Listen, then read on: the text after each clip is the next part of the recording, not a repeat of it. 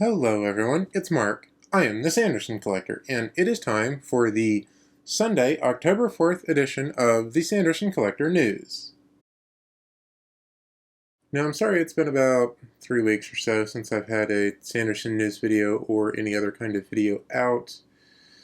That's going to be because of some combination of depression, mostly because of the state of politics and so on right now, which I'm really just trying to ignore so that I can actually get things done, and just general busyness with working from home and having a partner and a kid and 2 cats and everything else. So I apologize for not getting videos out sooner. Hopefully I can keep a regular schedule, but no promises.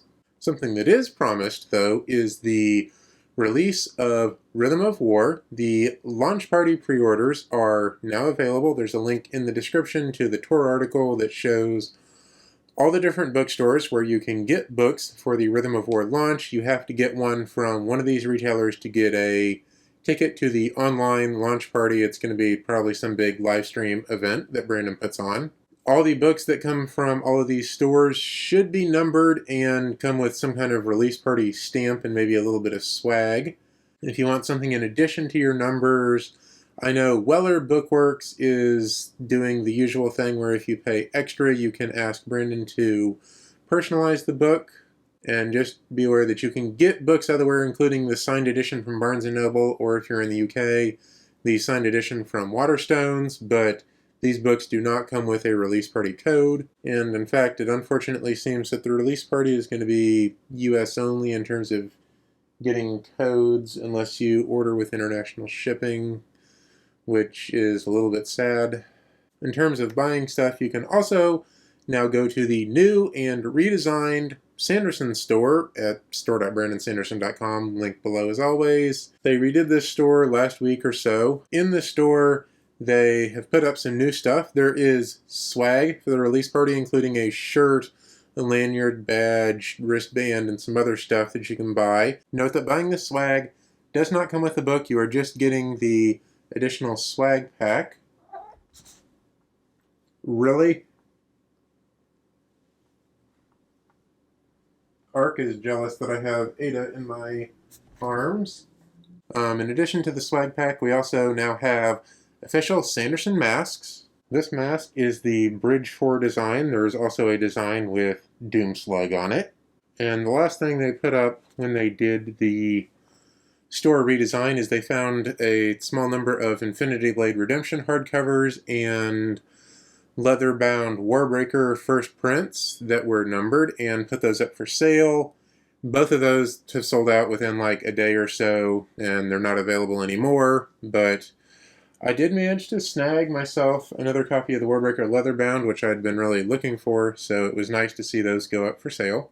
Another thing that has gone up is Rhythm of War chapters 11 through 13 now are up on Tor.com, and there's discussions, and Brandon has put up annotations for these chapters as well, so links to all of that is in the description. And also for Rhythm of War, the audiobook recording by Michael Kramer and Kate Reading is finished. They put in a lot of work on doing this and chronicled their journey on Facebook, Twitter, Instagram, and now they're done, and I'm sure it's going to sound amazing because they are both really awesome narrators. And with the Rhythm of War release, Tor is putting on a giveaway for a seemingly unique satchel backpack and D20 with a Stormlight symbol on it. Unfortunately, there only seems to be like one of these, and it's a completely random giveaway, so I guess congratulations to whoever wins. Link to enter that will be in the description as well, and the deadline for that is November 16th. And while we were on the subject of giveaways, Brandon had a giveaway which is now closed because I was so slow getting the video out. I'm sorry.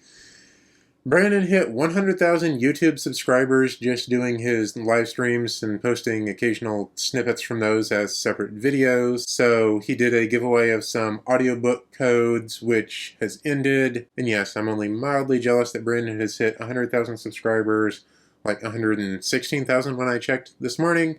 And I'm still struggling to hit 500, so If you're watching this and you're not subscribed, go ahead and subscribe. If you enjoy my videos, leave a thumbs up so that YouTube recommends them more often to other people. And Brandon's videos that he puts on his YouTube channel have come from the live streams that he does. All of the live streams are posted in full after the live stream is over. So those all go up on his YouTube page, and then I believe Adam, the one who is taking and editing snippets of those into their own videos and posting those so that people can get answers to frequently asked questions and so on Brandon's channel. In the past couple of weeks, Brandon has done a couple of live streams, including one with Mary Robinette Kowal, where the two of them discussed the original, which is the audio novella that they put out together. The physical book for Dark One is out. I guess it's officially Dark One Volume 1, and I have my copy. If you ordered a copy through Brandon's Store or Vault Books, you should have it. Comic book stores should hopefully be getting theirs. Regular bookstores won't get copies until March, which may end up being a separate edition. I'm not sure. And if you don't have it yet, I believe you can still order through Vault Books or Brandon's Store to go ahead and get the hardcover book. And in terms of ordering things on Brandon's Store, the only leatherbound that is in stock right now is the second edition Elantris.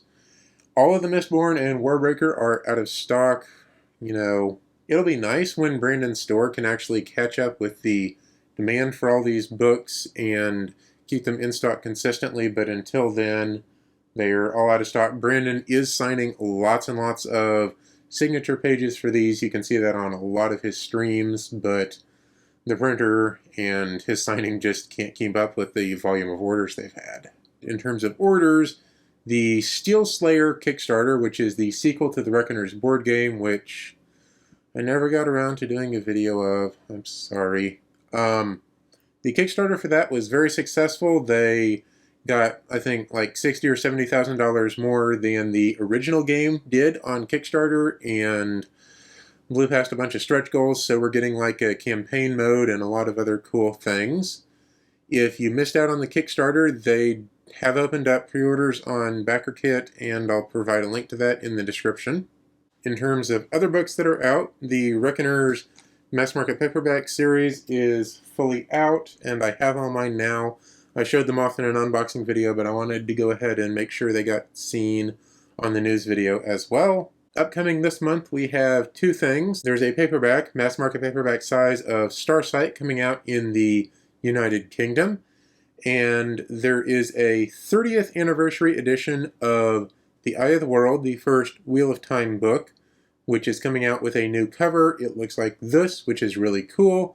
And this book will have an introduction written by Brandon. So even though this isn't one of the Wheel of Time books that he wrote, it does have a little bit of his writing in it. So I'm considering it a Sanderson collectible. In terms of future books, Brandon has started writing Skyward Book 3 and has a progress bar up on his website. It is currently at 3%, so he has just started, but he hopes to be done by the end of this year, so I wish him the best of luck with that. He has also posted his first update on Reddit for Skyward Volume 3, and he will be posting updates like he did for writing Rhythm of War, it seems. Additionally, on the progress bars, we have a revision of Songs of the Dead that has apparently been totally completed. This is a book once called Death by Pizza that Brandon is co-writing with Peter Arulian.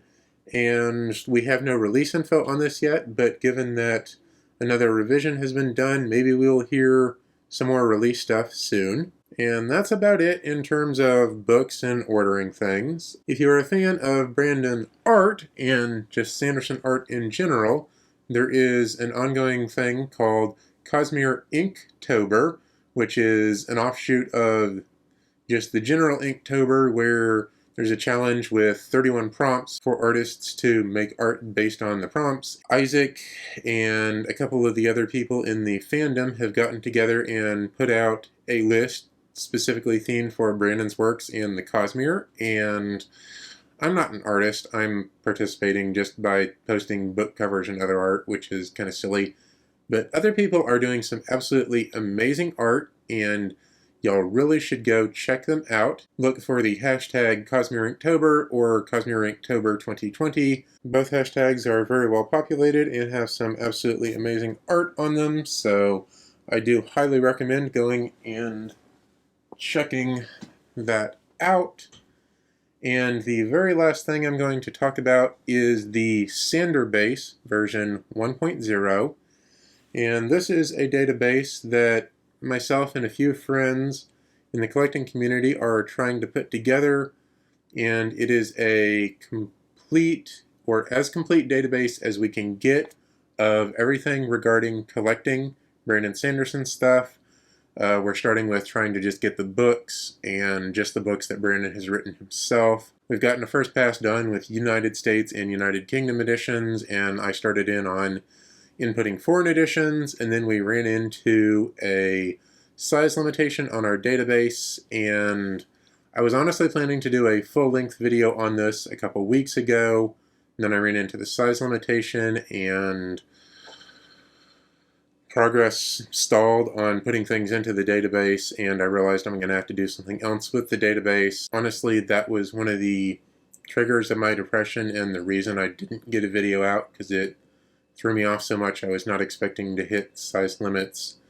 We are planning to get proper web hosting and an actual database instead of a fancified version like the Airtable that we've been using, and I will be building a web server on top of that to show things. That's going to take a couple months. So for now, the Sanderbase, which is at sanderbase.com, link in the description as always, is just going to redirect to the Airtable view that is not really being updated at the moment because we don't have space to update it anymore. Hopefully in a couple weeks I will have a proper version on a website to show y'all, and it'll look a lot better. And if y'all want to support us with the development of that, we have a Ko-fi link to that in the description as well. And that's everything for the Sanderson Collector News for the last 3 weeks or so. So I hope y'all enjoyed, and remember, if y'all enjoyed the channel, subscribe and leave a thumbs up. And I will see y'all hopefully soon with another video. Until then, happy collecting.